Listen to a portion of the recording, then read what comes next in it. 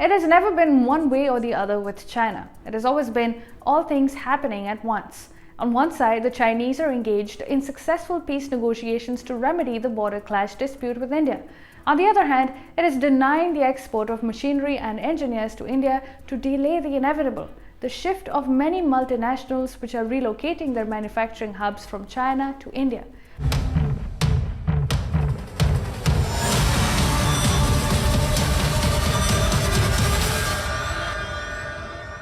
On 10th January 2025, reports emerged that China had barred Chinese employees from traveling to Foxconn's iPhone factories in India, while those already stationed there were being recalled.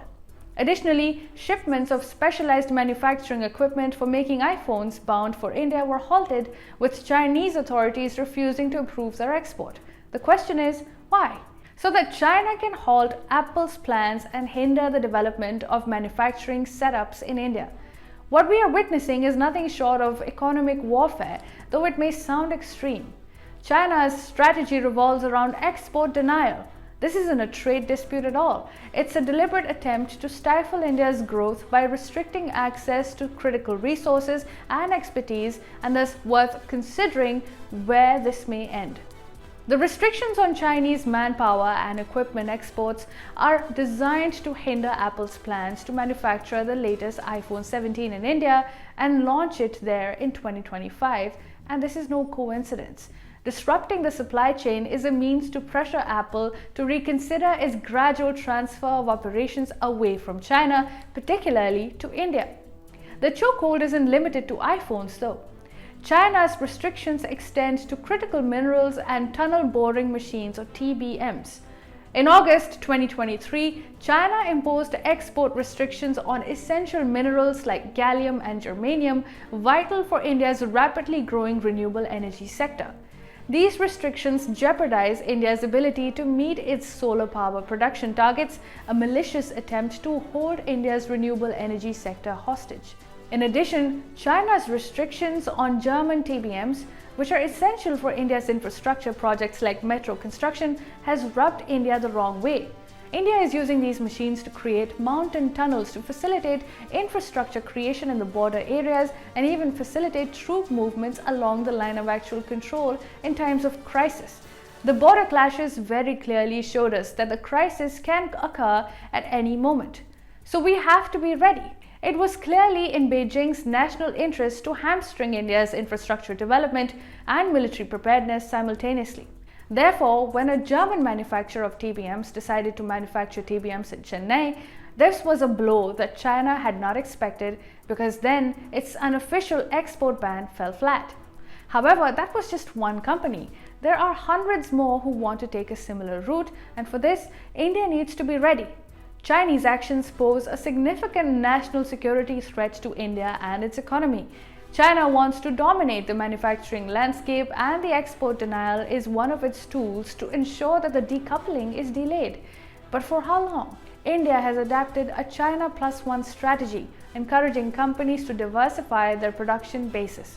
The Indian government is pushing this approach to mitigate the impact of China's export restrictions. World Bank President Ajay Banga has recommended that India capitalize on this strategy, attracting foreign investment. The production-linked incentive, or the PLI scheme, has boosted the smartphone sector, with companies like Apple, Foxconn, Tata Electronics, and Pegatron expanding their local iPhone production. But again, most of India's manufacturing machines and minerals still need to be exported from China. So what's India doing about it? Some Indian importers have found an ingenious workaround, rerouting shipments through Dubai's Jebel Ali port, effectively outsmarting Beijing's restrictions. This rerouting strategy has allowed Indian businesses to keep critical projects running, from solar power infrastructure to metro systems. The capital goods are now imported into Dubai, where they are either sold or leased to Indian traders and companies, thus bypassing China's direct export restrictions. However, this workaround is not sustainable at all. What was once a 15-day shipping cycle is now stretching to 3 months, causing significant delays and adding costs which strain the already tight budgets for strategic infrastructure projects. Given the situation, the re-emergence of Donald Trump on the global stage presents both opportunities and challenges for India. Trump's return to power has undoubtedly given India new opportunities in terms of its strategic layout, while posing a considerable external challenge to the slowly recovering China-India ties. How supportive the MAGA leader will be of PM Modi's Make in India initiative remains to be seen. India's success hinges on its ability to forge strategic alliances and leverage global partnerships. But if anything can be said about the US-India relationship from Modi's recent US trip, it's off to a mega start. Trump had several sweeping promises during his inaugural address, including a vow to tariff and tax foreign countries, deporting of illegal immigrants, and so on. But will this affect India? The Minister of External Affairs of India states that India is not nervous about Donald Trump's return as US President. This relationship will need to be fortified. Given Trump's transactional approach, India must be prepared to offer incentives and concessions to align with his America First agenda while securing its own economic interests. This isn't about blind allegiance, it's about leveraging a shared interest in reducing reliance on China. This is a crucial moment for India's manufacturing sector as well, which is facing significant challenges, particularly from industries reliant on Chinese imports such as electronics, solar panels, and electric vehicles. Industry experts claim that the Chinese government has halted capital equipment exports, making it harder for companies to expand their manufacturing capacity, increase operational costs, and meet growing demand. Now it is time to consider a shift in approach. Why did China do that? Halt exports. It employs these tactics for what? China wants to prevent the migration of high-tech and consumer electronics industries from China to India, as the latter offers a comparable supply of cheap labor, skilled engineers, and government support. Furthermore, unemployment in China has reached alarming levels, compelling the government to stop publishing official numbers. So a solution was needed. And the solution China found was to actively seek to prevent multinational companies from relocating to India. This has led to increasingly visible and outright ban impositions against New Delhi. So India needs to take action. What options do we have, if any? Firstly, diversification of supply chains is paramount. We can't be dependent on China as we are as of this moment. With a trade deficit of $83.36 billion, and that's a billion with a B, and most of it in critical minerals and manufacturing supplies, we have to start looking elsewhere where it is possible.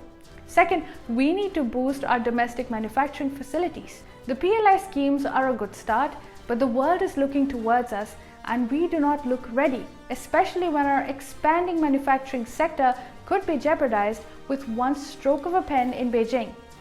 We need to prioritize investment in research and development, encourage domestic innovation, and foster a skilled workforce capable of competing with China on a level playing field. Currently, there are 15 Apple suppliers in India, 40 more are in talks with Apple. This number needs to increase to 500 for Apple to end importing parts from China entirely. And third, strategic partnerships, particularly with the United States and other like-minded countries, also needed. The India-US mega partnership could be the way forward. A US administration keen on decoupling from China and bent on securing a level playing field works for India's favor.